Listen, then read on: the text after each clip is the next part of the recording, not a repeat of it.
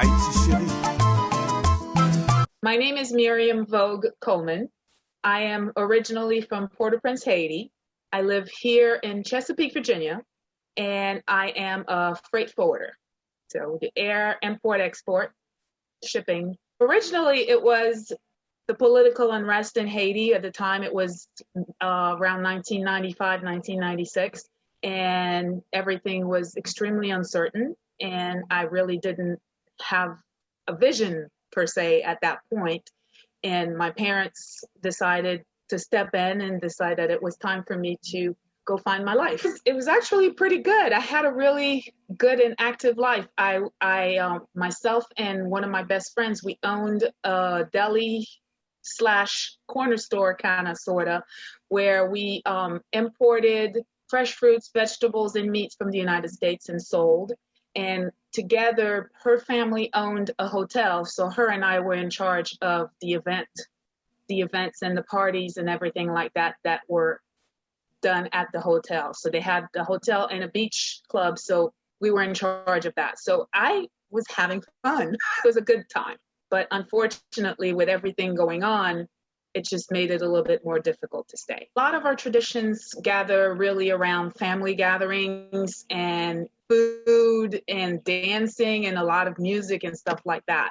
My mother is here and my siblings. So we're able to get together and celebrate together. My mom still cooks like she's at home, so we get to enjoy the food from home and at least also be able to share that with my daughter and my nephews to show them their heritage and be able to teach them about their heritage.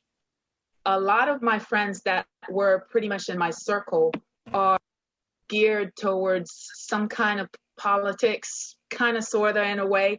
So I always joke that I probably would have been mayor of my hometown by now. I went to high school in France.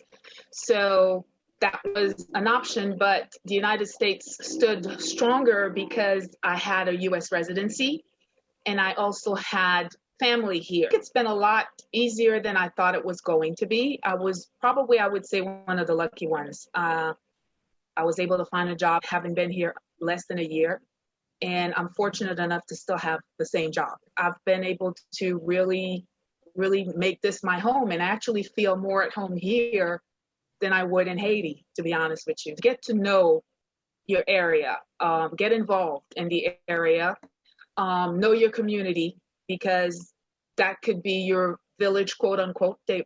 People can come to help you a lot. So, and just try to really get to know where you are. First of all, your neighborhood or people that are around you, and be open to opportunities, be open to new things, be open to challenges.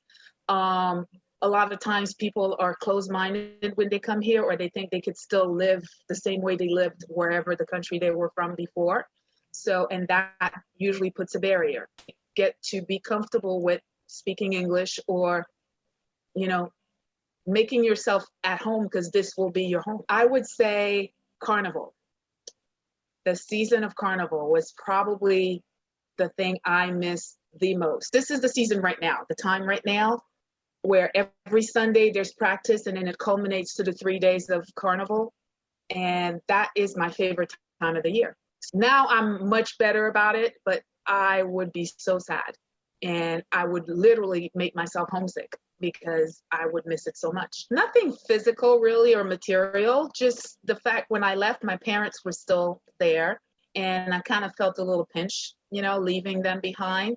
But the joy of it is probably, I would say, within 5 years of me having moved there, they retired and they joined us here, which made everybody be here in Virginia. So at that point, it became, only reason to go back was for visit and friends, my sister and her husband, because they were the ones who welcomed me into their home when I got here. And I lived with them until I got married. We have so many beautiful things. We have beautiful music, beautiful sights and the beaches, everything.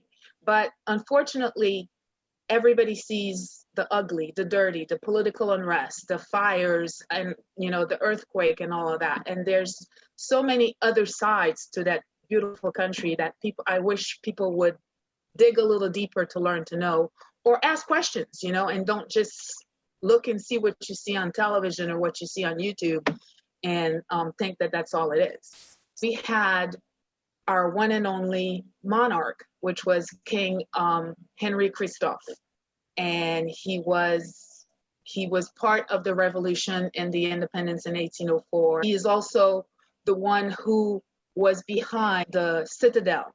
He basically had it built as his fortress, as his palace.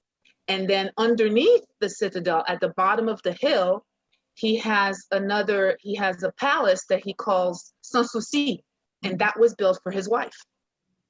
So he has a lot of the architectural history that is there, and it's still standing, although with time and earthquake and everything else, it's trying to be preserved, but there's still some stuff that, of course, would decay, it falls, but it's withstood a whole lot, and it's been up since the 1800s, and it's still there.